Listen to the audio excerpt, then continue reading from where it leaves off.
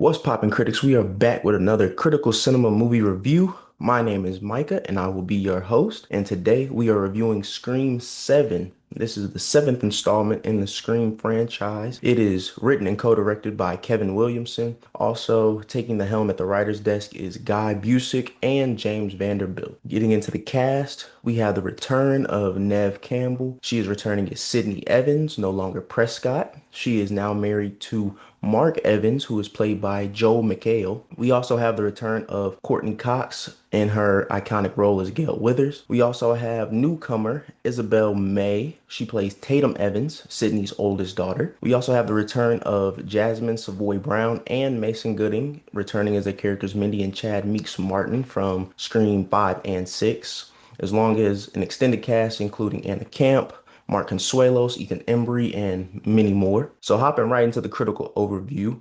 Like I mentioned before, this is the seventh installment in the Scream franchise, but it has been marketed as almost like a true sequel, as we do not get the return of Melissa Barrera, who played Samantha Carpenter, the love child of Billy Loomis from the fifth and sixth movies, even though, as I mentioned before, we do get the return of Mindy and Chad. So it's kind of good to see them come back. Throughout this entire movie, there is nostalgia bait on nostalgia bait on nostalgia bait. And in the best cases, I can describe it as cool throwbacks. In the worst cases, it's low-hanging fruit. That's as best as I can describe it. In general, though, the movie does do a decent job of keeping a captive audience while trying to draw new fans in while still trying to appease the old ones. But with all that being said, let's get into the movie, right? So we open up, and of course, this is some almost 30 years later, right, from the original movies. So the movie opens with a couple that's staying in the house where the final showdown from movie 1 and 5 happened. But this has now been turned into a Stab themed Airbnb. If you were familiar with the franchise, you know that Stab is like the in-universe version of our Scream movies, right? Based off of Sidney's life. And of course, as customary in every Scream movie, right?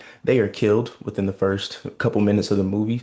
But the new Ghostface burns the house down, which I guess is supposed to be symbolic of like a new era of Ghostface coming in, you know what I'm saying? The old era is dead, pun intended. But as the movie continues, we reconnect with Sydney, right? She now has 3 kids. She now has a husband. She owns a coffee shop. And overall seems to just be having a pretty normal life. She ain't been getting shot at, stabbed at, chased in a little minute. So she's probably calm. She's living a good life. But we're also introduced to her daughter, Tatum, who seems to be a regular teenager, you know, outside of having a mom that's famous for almost getting killed like 4 or 5 times. But we also get introduced to her friends as well, who, in my personal opinion, may possibly be the worst crew in all of the franchise simply because they bite the bullet so fast. No fight is put up, no trying to protect the final girl. Like the entire movie is about them going, like the new Screams going after Tatum.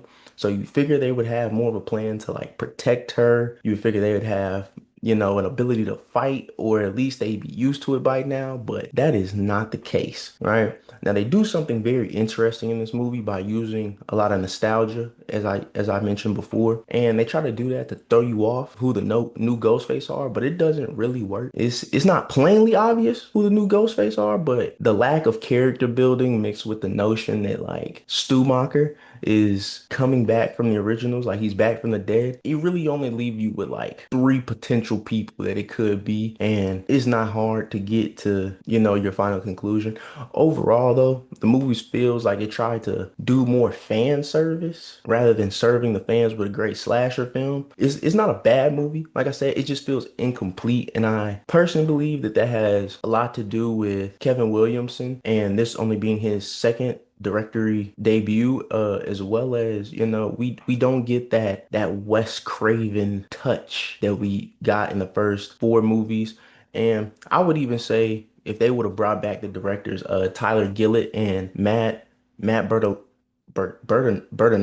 yeah, I think that's how you say his name, Matt Bertinelli Oakland, right? They directed the fifth and sixth movies. I feel like if we would have got their touch to it, maybe it would have made the story a little more cohesive, but we did not. So I'm gonna just get right into the grading for storyline. As I mentioned, they use a lot of nostalgia. It's for the OG fans, but I truly think it does more of a disservice for the movie than anything, right? It pushes the idea that the Ghostface is after Tatum, right? Sidney's daughter, and that it's, I guess, supposed to be a changing of the guard, but it feels like at times that they were so wrapped up in Sidney's story that it just feels disjointed at times. Like they don't know where they wanted to focus the story.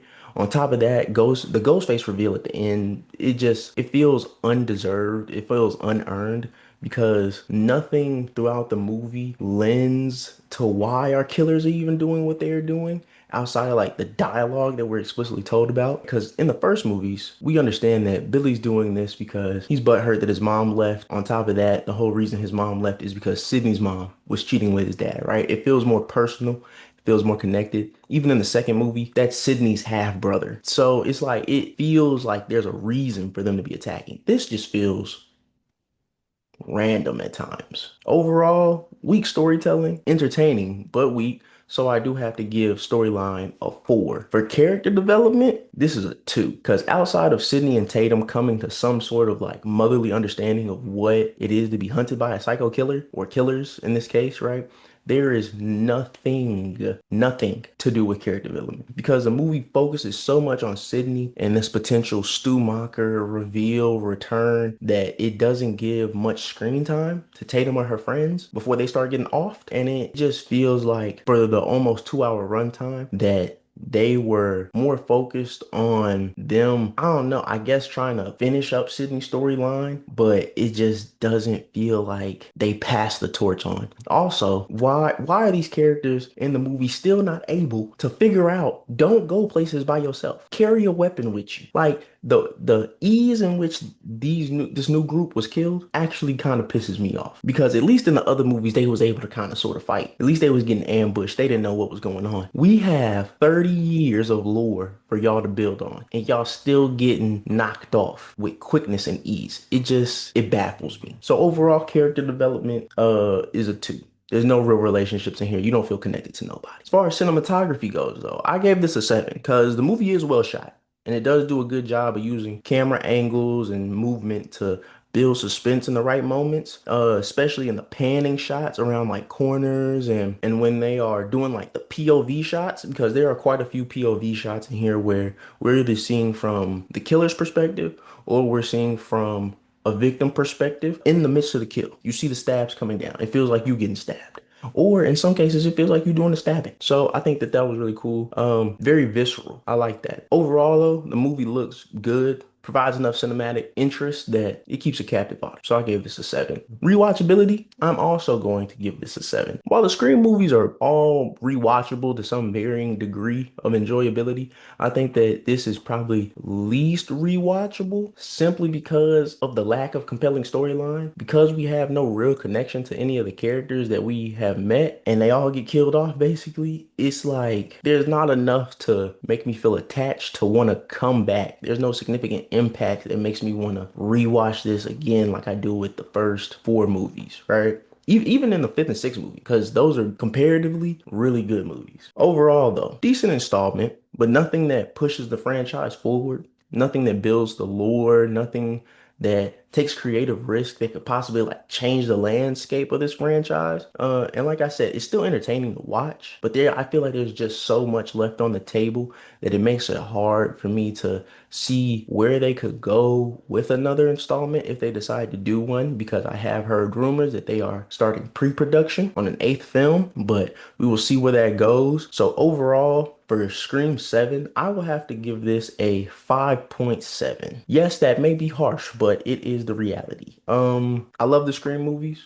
I enjoy them very much, but this one was a little bit of a doozy. With all that being said, I hope that if they do decide to do another installment, that they take some time to really focus on the story, focus on these new characters. Like I said, because everybody got killed, I'm not sure where they're gonna go. Maybe we'll see Tatum in college or something and she's getting chased down there, or maybe they'll completely do something. Maybe they'll try another reboot. Who knows? I'm not sure, but we'll see. Thank y'all for watching. If you made it to the end of the video, I want to say thank you. And if you like this video and want to see more reviews like it, please like and subscribe. That way the algorithm knows that this video is worth watching, and turn your notification on to know when we drop more videos. If there are any movies that you'd like me to review, please leave a comment below and I'll try to get to them as fast as I can. Until next time, movie lovers, stay blessed and stay critical. We out.